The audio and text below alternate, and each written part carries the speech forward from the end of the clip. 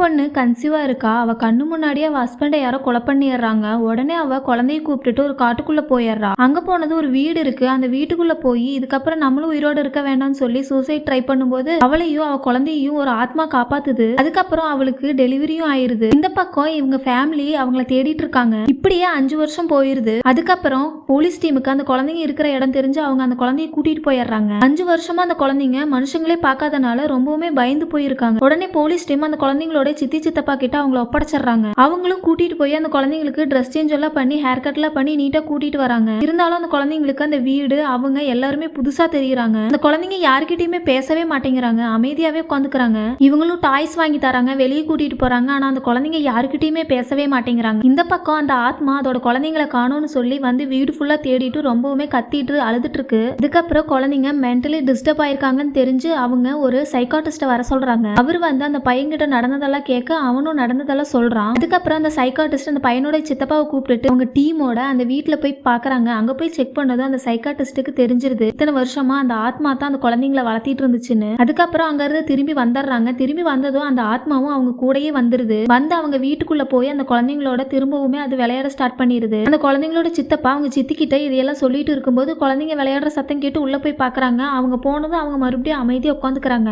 இந்த பக்கம் அந்த சைக்காட்டிஸ்ட் ஒரு பக்கம் அந்த இறந்தது யாரு அந்த ஆவி யாருன்னு சொல்லி ரிசர்ச் பண்ணிட்டு இருக்க, அப்படியே அதை பத்தின டீடைல்ஸ் எல்லாம் கலெக்ட் பண்ணிட்டு இருக்காரு. இந்த பக்கம் இந்த ஆத்மா அந்த குழந்தைங்க கூட விளையாடிட்டு இருக்கிறது பத்தாம அவங்க சித்தி சித்தப்பாவை எல்லாம் பயப்படுத்த ஸ்டார்ட் பண்ணுது. மறுபடியும் அந்த சைக்காட்டிஸ்ட் அந்த பையன் கிட்ட வந்து நீங்க அம்மான்னு நினைச்சிட்டு இருக்கிறது உங்க அம்மா கிடையாது, அது ஒரு பேய், என்னைக்காவது ஒரு நாள் அது உங்களை கொன்றும் அப்படின்னு சொல்ல உடனே அந்த பையன் அது இங்கதான் இருக்கு, நீங்க பேசுறதெல்லாம் கேட்டுட்டு இருக்கு, இங்க இருந்து கிளம்புங்கன்னு சொல்லது உடனே அந்த சைக்காட்டிஸ்ட் பயந்துட்டு அங்க இருந்து போயிடுறாரு. அதுக்கப்புறம் அவரோட அசிஸ்டன்ட் கிட்ட இந்த கேஸ் ரொம்பவுமே சிவியரா போயிட்டு இருக்கு, இந்த கேஸ் விஷயமா நான் வெளியே போறேன், ஒருவேளை நான் வர்றதுக்கு டைம் ஆயிட்டாலோ இல்ல நான் வரலனாலோ இந்த கேஸுக்காக நம்ம கண்டுபிடிச்ச எல்லா எவிடன்ஸையுமே அந்த குழந்தைங்களோட சித்தி சித்தப்பா கிட்ட கொடுத்துருன்னு சொல்லிட்டு போயிடுறாரு. அதுக்கப்புறம் குழந்தைங்க அவங்க சித்தி சித்தப்பாவோட கொஞ்சம் கொஞ்சமா அட்டாச் ஆக ஸ்டார்ட் பண்றாங்க. இதை பார்த்து அந்த ஆத்மாக்கு சுத்தமா பிடிக்கல. குழந்தைங்களை மிரட்டுறது பயன்படுத்துறது இந்த மாதிரி வேலையெல்லாம் பண்ணிட்டு இருக்கு. அதுக்கப்புறம் அந்த சைக்காட்டிஸ்டும் அந்த வீட்டுக்குள்ள போய் அந்த ஆத்மா கிட்ட பேச ட்ரை பண்ணும்போது அது கோவமா அந்த டாக்டரை கொன்னுருது. இந்த பக்கம் அவங்க சித்தி சித்தப்பாவையுமே பயன்படுத்தி டிஸ்டர்ப் பண்ணனால பேயோட்டுறவங்களை கூப்பிட்டு வந்து அந்த பேயை ஓட்டி விட்டுறலான்னு சொல்ல ஒரு பேயோட்டுற லேடியை கூப்பிட்டு அந்த வீட்டுல மந்திரம் பண்ண சொல்றாங்க. பார்த்தா அந்த ஆத்மா அந்த லேடியும் கொன்னுட்டு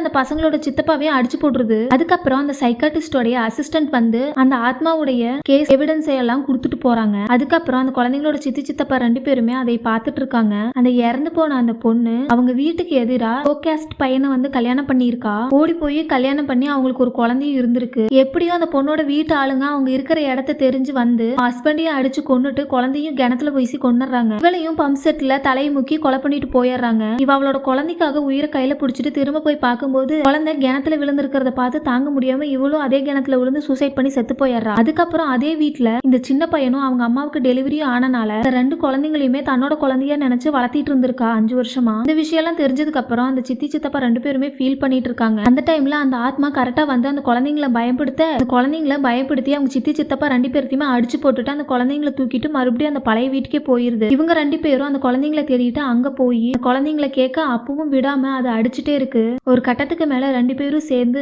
நீ என்னதான் ஆத்மாவா இருந்தாலும் அந்த குழந்தைங்களை உன்னால வளர்த்த முடியாது, எங்க கிட்ட இருந்தா தான் அவங்க நல்லபடியா இருப்பாங்க, அவங்களோட ஃபியூச்சர் நல்லா இருக்கும், உன்னை நாங்க தப்பு சொல்லவே மாட்டோம், எங்க குழந்தைங்களை இந்த அளவுக்கு பத்திரமா நீ பாதுகாத்து வச்சிருந்த எல்லாமே சரிதான், ஆனா நீ ஆத்மா, உன்னால இந்த குழந்தைங்களை வளர்த்த முடியாது, தயவு செஞ்சு இந்த குழந்தைங்களை எங்களுக்கு பிச்சையா கொடுன்னு சொல்லி 2 பேரும் கெஞ்சி அழுக அந்த ஆத்மாவோட இறந்து போன குழந்தையோடைய மண்டையோட்டை கொடுத்து இதுதான் உன்னுடைய குழந்தைன்னு சொல்லி கொடுக்கவும் அந்த ஆத்மாவும் அதை வாங்கிட்டு அழுதுட்டு அந்த குழந்தைங்களை விட்டுட்டு அங்கிருந்து போயிருது. அதுக்கப்புறம் இவங்களும் அந்த குழந்தைங்களை அங்கிருந்து கூப்பிட்டு வந்துடுறாங்க.